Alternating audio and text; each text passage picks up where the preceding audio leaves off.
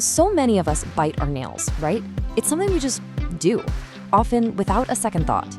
Well, what if I told you the science behind this super common habit has been totally flipped on its head, revealing a story that's way more complex than you'd ever imagine? Today, we're going to dig into that journey, from a simple tic to a clinical disorder. So that's the big question, isn't it? Is nail biting just a bad habit, or is there something more going on? Well, the answer is a lot more complicated and honestly, way more interesting than you might think. And look, we're not talking about some rare, quirky thing here. Get this. One study found that almost half, 46.9%, of all young adults have a history of nail biting. A number that huge tells you this isn't just a random tic. It's a deeply human behavior that really deserves a closer look. Okay, so to really get into the science, we've got to use the proper name for it. It's called onychophagia. Sounds intense, right? But it's actually pretty straightforward. It comes from the Greek, onyx, which means nail, and phagein, which means to eat. So yeah, literally, nail eating. All right, and here's where things start to get really interesting. See, onychophagia, nail biting, it doesn't exist in a vacuum. It's actually part of a whole family of related behaviors, and they're called body-focused repetitive behaviors. You'll hear them called BFRBs for short. So what in the world are these BFRBs? Basically, they're a whole group of things we do to our own bodies over and over again. Stuff like pulling out hair, picking at skin, or chewing on the inside of your cheek. The key thing they all have in common is that they're repetitive, and sometimes they can actually end up causing real physical damage. And man, are these behaviors common? I mean, a lot of us might pick at our skin or bite a cheek every now and then, but look at this. Nail biting is the king of the hill. It's right there at the top. It's basically the most famous member of this very, very common family of habits. So how does the medical world, how do psychiatrists actually think about all this stuff? Well, you're not going to believe this, but there's been a huge shift recently. I'm talking a complete revolution in how it's diagnosed, and it has changed absolutely everything.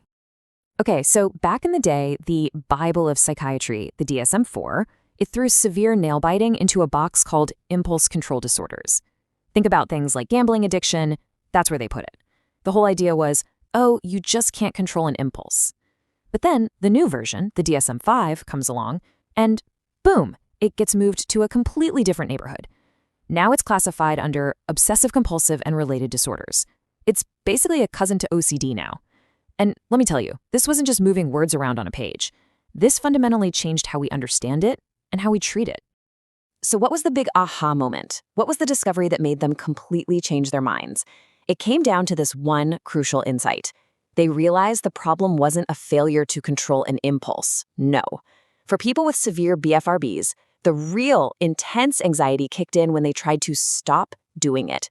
The compulsion isn't just about doing the thing. It's about this overwhelming need to do it to relieve some kind of tension.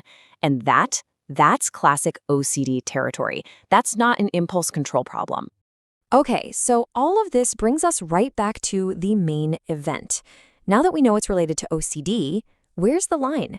How do you tell the difference between a simple, everyday habit and a clinical disorder that actually needs attention? All right, let's break it down. On one hand, you've got a habit. It's usually automatic. Maybe you do it when you're bored or a little stressed, and there's not much physical damage, if any.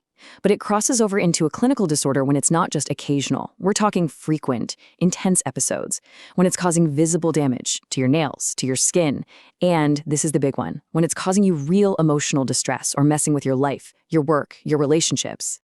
And, clinicians have an actual checklist for this. There are 4 official criteria. First, there has to be real physical tissue damage. Second, you've tried to stop or cut back, but you just can't. Third, it's causing you significant distress or it's getting in the way of your social life or your job. And finally, number 4, it can't be better explained by some other condition. If you check all those boxes, we're officially past the point of just a habit. So what's actually going on inside our heads that drives this? What other conditions show up alongside it? And probably the most important question, what can we do about it? What actually helps? Let's dive into that mind-body connection. So when you ask people with these behaviors why they do it, the answers are really revealing. The number one reason, and it's not even close, is to relieve stress. We're talking almost 85% of people. It's a coping mechanism, a way to self-soothe, but boredom is a big one too. And for some, there's even a sense of pleasure or gratification. So you see, it's not random at all. At its core, nail biting is very often a physical tool we use to manage our internal emotional world. And because it's so tied to our emotions, it probably won't surprise you that clinical nail biting often comes hand in hand with other conditions. There are really strong links to things like anxiety disorders and depression. In fact, for kids with OCD, nail biting is often one of the very first signs. And that just goes to show you why it's so important to take this seriously. Okay, but here's the really good news. There are treatments that actually work. One of the absolute best is called habit reversal therapy, or HRT. It's a pretty cool two-step process. First, it helps you become more aware of when you do it and why you do it. Then, it teaches you to replace the biting with something else, what they call a competing response, something you physically can't do while biting your nails, like clenching your fist or squeezing a stress ball. It's all about retraining your brain's automatic response.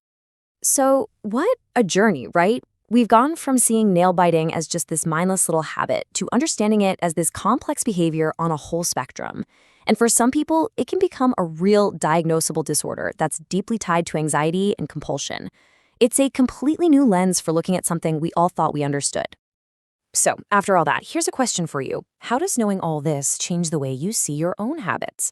The next time you catch yourself biting your nails or doing any of those little repetitive things we all do, just pause and ask yourself, what's really going on here? What's happening just beneath the surface?